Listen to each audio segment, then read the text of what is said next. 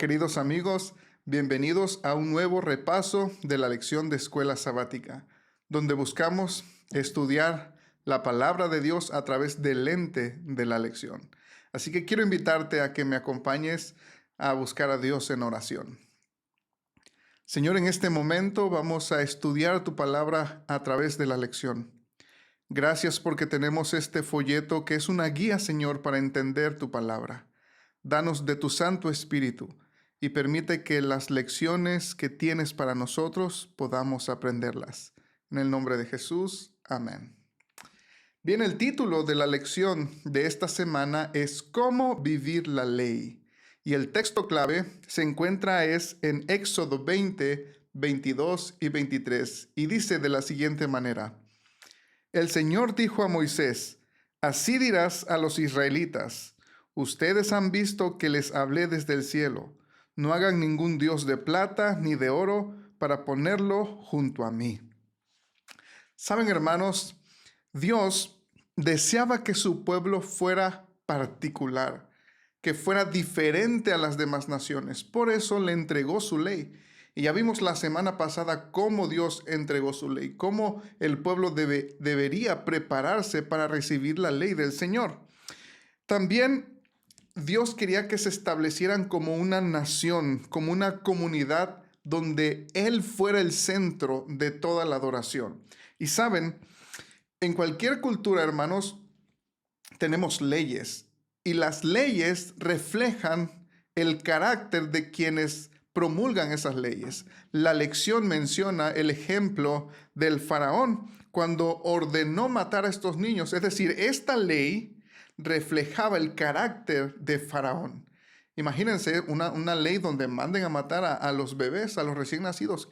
¿Quién es capaz de hacer esa ley? Bueno, Faraón lo fue, demostró su carácter. De igual manera, la ley, como dice el apóstol Pablo, es santa, justa y buena. Debe ser que quien promulga esta ley es santo, justo y bueno.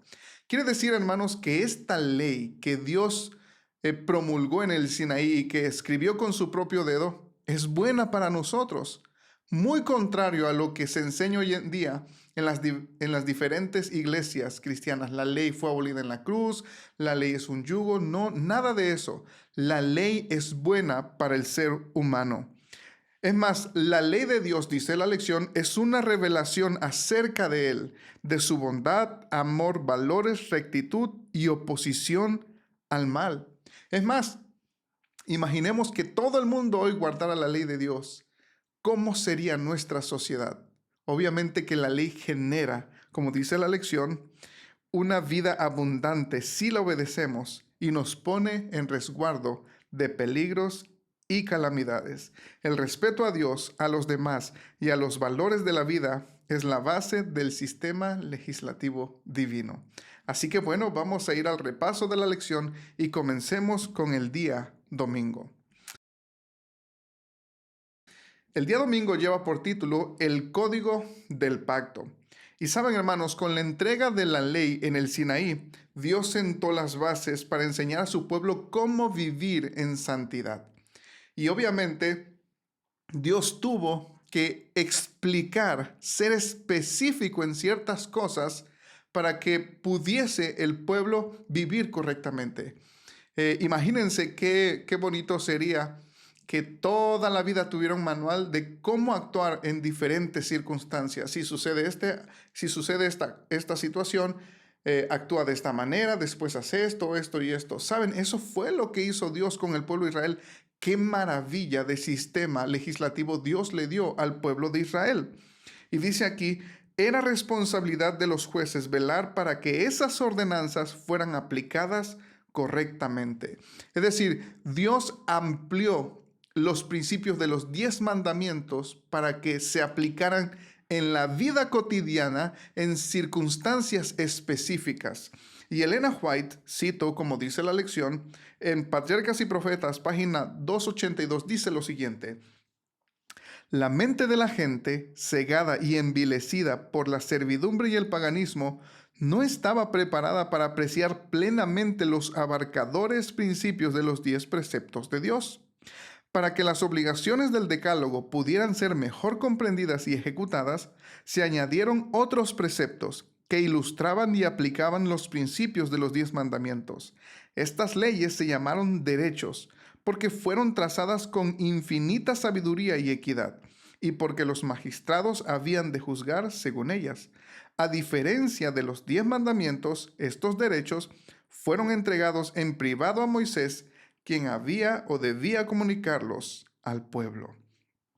Saben, hermanos, como dije al principio, Dios dio normas específicas para circunstancias específicas, y eso debía ser una bendición para el pueblo de Israel.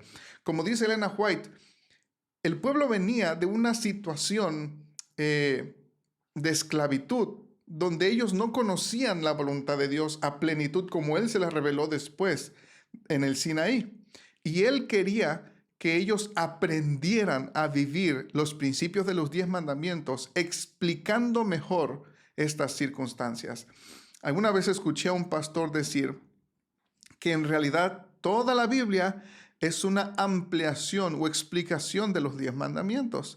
Por ejemplo, el séptimo mandamiento dice, no cometerás adulterio. No nos explica qué va a pasar, no nos explica más allá, simplemente dice, no cometerás adulterio. Pero cuando uno va, por ejemplo, a la historia del rey David, allí se explica explícitamente lo que sucede cuando una persona comete adulterio.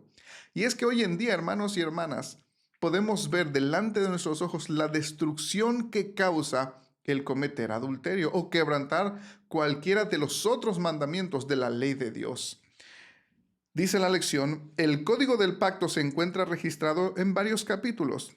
Todos estos reglamentos y leyes fueron promulgados para detener la avalancha del mal y construir una sociedad ordenada. Imagínense vivir en un mundo donde no existieran leyes. Sería anarquía total. Cada quien haría lo que bien le parecía. Imagínense como en los tiempos de los jueces, donde no había jueces, cada quien hacía lo que bien le parecía. Imagínense un mundo en carreteras sin leyes de tránsitos. Eso sería un caos, sin semáforos, sin señalamientos. Sería un caos la vida. Por eso Dios dio los 10 mandamientos y explicando estas ordenanzas y derechos para que el pueblo de Israel pudiera vivir ordenadamente. Qué privilegio del pueblo de Israel de ser esclavos a ser una nación importante, una nación ordenada. Hermanos, una nación donde el mismo Dios, infinito en sabiduría, trazara esas leyes para el bien de ellos. Qué bendición y qué privilegio. Y hermanos y hermanas, aún hoy gozamos de esos privilegios, de esas bendiciones que encontramos registrados en la palabra de Dios para nuestro bien. La lección trae unas preguntas para este día y menciona qué cosas en específicas, qué normas, las dos preguntas, tienen y promulgó Dios en relación con los esclavos, con el homicidio y las lesiones corporales. Y podemos ver ahí cuando uno lee Éxodo, cómo Dios fue desmenuzando cada situación y fue dando una orden para que se siguiera ese sistema y entonces pudieran darle solución a cualquier problema de estos tipos. Dice aquí, las leyes acerca de la esclavitud eran especiales y no deben confundirse con la perversa práctica de la esclavitud moderna o medieval. Hoy en día dicen, miren, si Dios es tan bueno, ¿por qué permitía la esclavitud? Saben, Dios incluso reguló la esclavitud para que los esclavos al 7º año pudieran salir. Los esclavos hebreos eran protegidos y valorados. Y dice aquí, en las sociedades modernas y medievales, los siervos y los esclavos eran propiedad de sus dueños, quienes podían hacer con ellos lo que quisieran. Y dice la lección, a diferencia de ello, las leyes bíblicas regulaban la servidumbre de manera diferente, pues ella estaba limitada a 6 años. Fue una bendición totalmente que Dios diera su ley y explicara detalladamente, paso a paso, punto por punto, cada situación. Y termina este día con la siguiente frase y preguntas.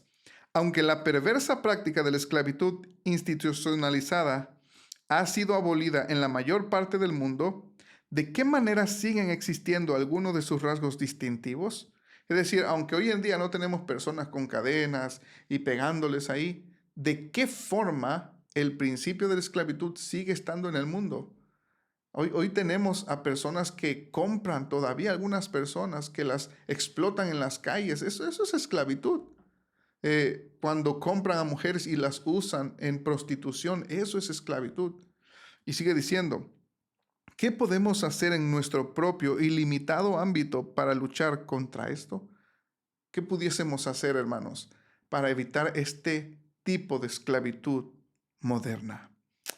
Vamos entonces a lo que es el día lunes, que se titula Más leyes.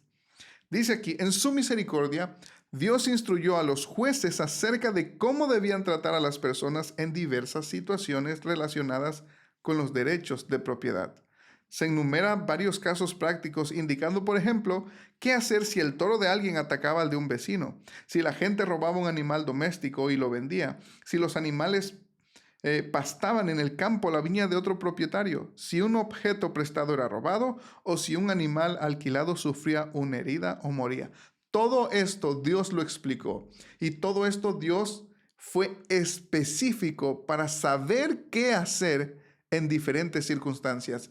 Y yo pregunto, hermanos, ¿no es bueno Dios? ¿No es bondadoso Dios al dar estas leyes específicas para que su pueblo supiese cómo vivir ordenadamente?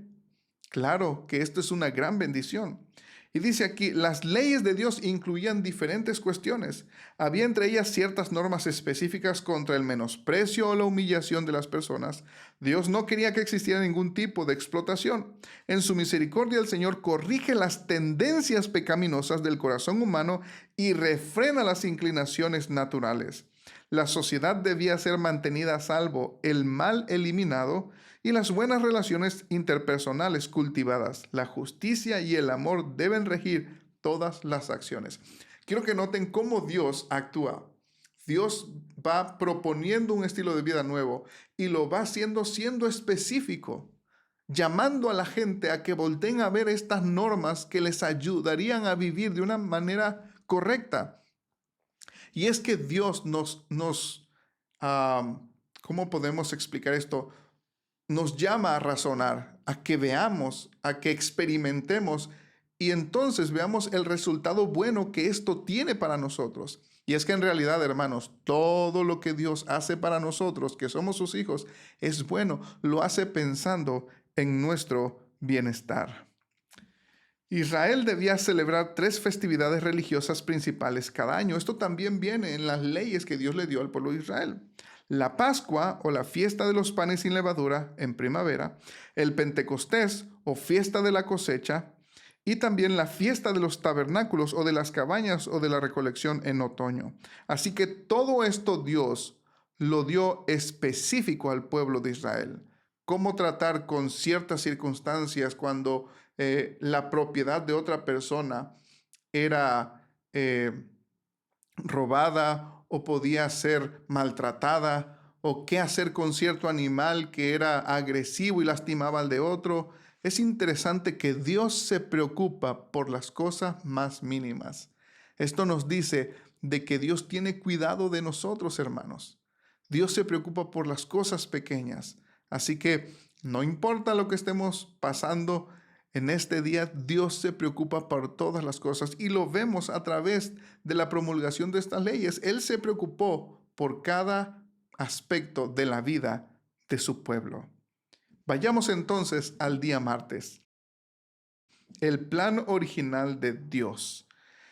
Dice, lee Éxodo 23, 20 al 33 y pregunta, ¿qué métodos quiso utilizar Dios para conquistar la tierra prometida?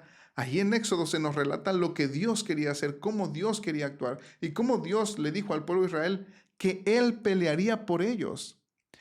A través de la obediencia a Dios, Dios podía pelear contra sus enemigos. Es más, le dice, si tú obedeces mi voz, yo seré enemigo de tus enemigos. Imagínense eso. Que Dios sea nuestro aliado siempre, que no nos haga quedar mal, que no se vuelva contra nosotros, sino que siempre vaya delante de nosotros. El pueblo de Israel lo experimentó varias veces. Y es triste porque aunque vio el poder de Dios, a veces en algunas luchas el pueblo de Israel no tenía que hacer nada. Dios imponía su terror, dice la Biblia, y la gente huía.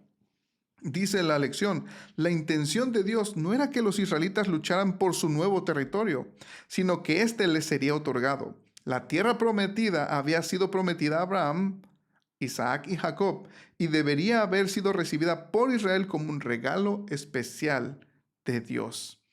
Así que, hermanos, lo que sucedió en el Mar Rojo fue patente de lo que Dios quería hacer con ellos todo el tiempo. El pueblo de Israel no tuvo que hacer nada. Es más, Moisés les dijo, mira, ustedes quédense quietos y vean la salvación que el Dios les dará hoy. Dice la lección, Dios luchó por su pueblo y le concedió la victoria total sobre quienes pretendían destruirlo. Y estas son lecciones para nosotros hoy en día, hermanos y hermanas. ¿Contra qué estamos luchando? A veces estamos luchando contra un enemigo dentro de nuestro matrimonio. A veces estamos luchando contra nuestro carácter, contra un pecado. Dios puede darnos la victoria tal cual se la dio al pueblo de Israel, pero debemos confiar en Él. Debemos consagrarnos a Él. Debemos entregarnos por completo y confiar en que Él tiene el poder. A veces hay padres que están luchando contra los vicios de sus hijos. Ven sus hijos perderse en los vicios. Pónganlos en las manos de Dios, entréguenlos en las manos de Dios y peleen con Dios y verán la salvación que Dios da. Dice aquí, Dios informó a Abraham que la tierra prometida no sería entregada inmediatamente a su posteridad. ¿Cuánto tiempo tardaría? 400 años. ¿Por qué? Porque Dios quería darle tiempo a las otras naciones para que se arrepintieran. Dios, hermanos, da gracia. Da mucho tiempo, es bondadoso, es lento para la ira, pero tiene un límite. Y cuando llegue ese límite, entonces Dios aplica sus juicios. Dice aquí, el papel crucial en la conquista de la tierra prometida lo desempeña el ángel de Dios. ¿Recuerdan que el ángel de Dios iba en la columna de fuego y de nube? Este mensajero era Cristo, quien guiaba a Israel y los protegía. Él era la columna de nube que los guiaba de día y la columna de fuego durante la noche. Israel debía prestarle mucha atención y escucharlo porque tenía autoridad divina. Dice la Biblia, Dios le dijo, cuídate, no le seas rebelde, porque Él no perdonará vuestra rebelión, porque mi nombre está en Él.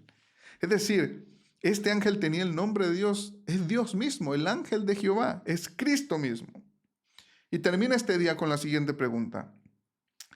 ¿Qué nos enseña acerca de la gracia de Dios el hecho de que concedió muchos años a los paganos para que abandonaran sus malas acciones? Dios es bueno, es bondadoso, es misericordioso. Pero dice aquí, a su vez, ¿qué nos enseña eso acerca de los límites de su gracia hacia quienes se niegan a aceptarla? Hermanos y hermanas, Dios nos da suficiente gracia para arrepentirnos. Él nos da tiempo. Él nos llama y nos vuelve a llamar. Pero cuando el corazón humano se vuelve obstinado y se niega a aceptar el llamado de Dios, hay un límite para el arrepentimiento. Ojalá, hermanos, no sea nuestro caso. Vayamos entonces al día miércoles. Este día es interesante y lleva por título Ojo por Ojo. Seguramente nosotros conocemos la ley de Talión, ojo por ojo y diente por diente, y quizá muchos de nosotros, y me incluyo, la hemos malinterpretado. Dice aquí la lección, en el Sermón del Monte Jesucristo citó los textos del Antiguo Testamento con los que sus oyentes estaban sin duda familiarizados. Sin embargo, habló en contra de las interpretaciones rabínicas vigentes, que a lo largo de los siglos se habían alejado del propósito original de esas leyes citadas. ¿Saben? El propósito de esta ley era evitar la venganza. Y es que a veces nosotros malinterpretamos esta ley. Ojo por ojo, a veces decimos, bueno, es que tú me la haces, tú me la pagas. Es decir, tú me haces y yo te regreso. Pero en realidad lo que esta ley quería enseñar al pueblo era justicia. Era algo justo, una medida justa de retribución hacia la persona que había sido dañada. Por ejemplo, tenemos la venganza de los hermanos de Dina, que fue mancillada, fue violada. Pero ¿cómo fue la venganza? No fue proporcional. Mataron a gente inocente que no tenía nada que ver. No fue proporcional. Ahora, ¿qué es lo que buscaba esta ley ojo por ojo? Es decir, tienes que compensar lo que te hicieron de una manera justa, pagar lo justo, no más allá, sino lo justo. Eso es lo que buscaba, detener la venganza visceral que a veces nos lleva a hacer cosas peores de lo que nos hicieron. Eso es lo que buscaba esta ley. Dice la lección, esta ley fue formulada con la intención de evitar la venganza, de poner fin a las contiendas sangrientas y a las represalias sin una investigación previa. ¿Saben? Los daños debían ser evaluados por los jueces y ver qué es lo que había pasado, cómo había pasado, y entonces los jueces debían dar la sentencia o lo que se tenía que pagar en la medida justa. Por eso esta ley era lo que se esperaba que regulara. Dice aquí, esta práctica surgió para evitar que las personas tomaran la justicia en sus manos. Era necesario hacer justicia, pero en armonía con la ley de Dios. Dios no está en contra de la justicia, Él es justo. Pero por eso se llama justicia, porque debe ser algo justo, no más allá, no menos, sino justo. Y dice aquí, Jesucristo, quien promulgó estas leyes sociales por medio de Moisés, conocía el propósito de ellas, por eso corrigió en el Sermón del Monte todas estas prácticas que aún los rabinos habían mal interpretado y abrían la puerta a la venganza. Y dice, razón por la cual podía aplicarlas de manera objetiva. Imagínense, Cristo fue el que dio la ley, fue el que promulgó y que le entregó todo esto a Moisés, conocía él mismo lo que él había dado. Y dice aquí, de acuerdo con su intención original, el motivo detrás de ellas, de las leyes, era hacer justicia, propiciar la reconciliación y restaurar la paz. Y aquí viene una pregunta. ¿Cómo puede la certeza de que Dios hará finalmente justicia ayudarnos a lidiar con las injusticias que vemos en el mundo? ¿Cómo puede esto ayudarnos, hermanos? Debemos de confiar en que Dios es justo y al final Él, como dice la palabra de Dios, pagará a cada uno conforme a sus obras. Es cierto que muchas veces cuando nos lastiman, cuando nos dañan, cuando nos agravian, queremos tomar justicia por nuestras propias manos, pero generalmente esa justicia va llena de odio y nos lleva a cometer actos que no son correctos. Por eso debemos aprender a dejar todo en las manos de Dios, porque Él es justo y a su tiempo dará a cada uno según su obra. Vayamos entonces al día jueves, que se titula venganza. Y es una palabra que muchas veces nos gusta hacer, vengarnos de todas las cosas, aunque sean pequeñas, aunque sean juegos, nos gusta vengarnos. Es la naturaleza del ser humano vengarse, querer pagarle a la otra persona. Pero lamentablemente, la naturaleza del ser humano siempre va más allá de la venganza. Y dice la lección, cita Romanos 12:19, no se venguen ustedes mismos, amados míos, antes den lugar a la ira de Dios, porque escrito está, mía es la venganza, yo pagaré, dice el Señor. Y pregunta, ¿qué promesa y qué mandato se encuentran en los versículos recién citados y cómo están estrechamente relacionados? Saben, hermanos, el apóstol Pablo nos anima a no tomar venganza por nosotros mismos, sino dejar todo a la justicia divina. Qué maravilloso es cuando uno tiene paz y da el perdón y no hace uso de la venganza, sino que deja todo en las manos de Dios. Y hermanos, hemos visto a través de nuestros propios ojos cómo Dios hace justicia a las personas. A veces nosotros queremos tomar justicia por nuestras propias manos y ahí vamos y hacemos, cuando no es lo que Dios quiere. Dios quiere que aprendamos a perdonar y que dejemos todo caso de injusticia en sus manos. Y dice la lección, hasta que el Señor traiga la justicia, que tanta falta hace, Era el deber de los jueces en el antiguo Israel aplicar la ley y determinar un castigo justo cuando ocurría un daño o lesión, pero primero necesitaban investigar los hechos. Saben, hermanos, a veces nosotros emitimos juicios sin saber lo que pasó. Y esto no es ajeno muchas veces a nosotros.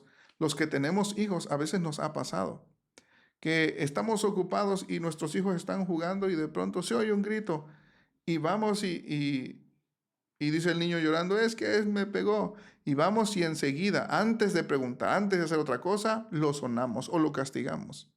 Es triste porque a veces castigamos sin investigar y el niño se queda con eso. Luego preguntamos, ¿por qué? A ver, después de haber castigado o dado eh, un golpe, ¿qué pasó? Entonces el niño nos explica y entendemos por qué le hizo eso al otro niño. Pero Dios quería evitar eso, por eso había jueces que investigaran todo. Y dice la lección, Jesús no está en contra del principio de la recompensa y el castigo. La justicia es una cuestión de principios, es una parte crucial de la vida. Sin embargo, ningún individuo debe asumir, escuchen bien esto, el papel de juez, jurado y verdugo. Y eso es el problema del corazón del ser humano. Él se cree juez, jurado y verdugo. Damos la sentencia y no conocemos todas las cosas. Qué fácil sería para nosotros pervertir la justicia. No nos corresponde a nosotros reparar el daño. Si hay que reparar un mal, debe hacerlo un tribunal objetivo. Es la labor de los jueces. A veces queremos nosotros solucionar un asunto solamente viendo nosotros el problema, cuando hay otras personas que ven otras directrices. Es lo que Dios quería para el pueblo de Israel, evitar venganzas, evitar injusticias. Por eso puso este sistema de jueces. Y dice aquí, en este contexto, Jesús nos dice que seamos tan perfectos como nuestro Padre Celestial es perfecto.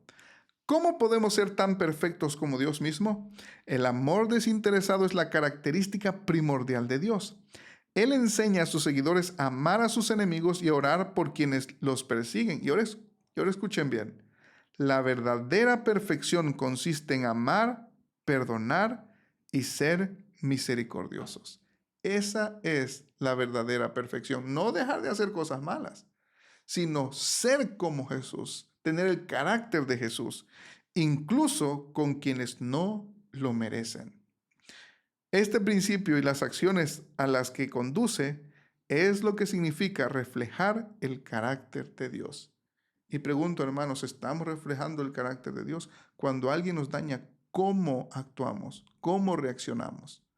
¿Reaccionamos como Cristo o dejamos que la carne se exprese y salga el viejo hombre y entonces digamos y alcemos la voz? ¿Y cómo reaccionamos? Oremos, hermanos, para que el Señor cambie nuestro carácter, cambie nuestra forma de ser, nuestra forma de actuar, nos dé el Espíritu de Cristo y entonces actuemos como Él. Y termina el repaso de esta lección con la siguiente pregunta. ¿Qué formas prácticas podemos adoptar cada día para aprender a amar como se nos ha ordenado? ¿Por qué esto implica siempre la muerte al yo? Es muy fácil, hermanos, vengarse, pero cuán difícil es perdonar. Eso es lo que Dios nos ha pedido.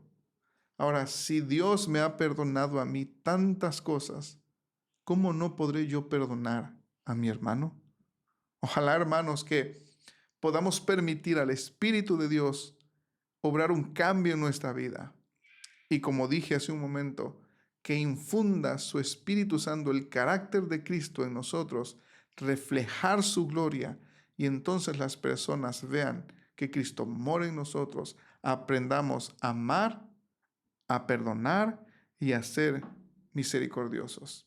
Que el Señor nos bendiga.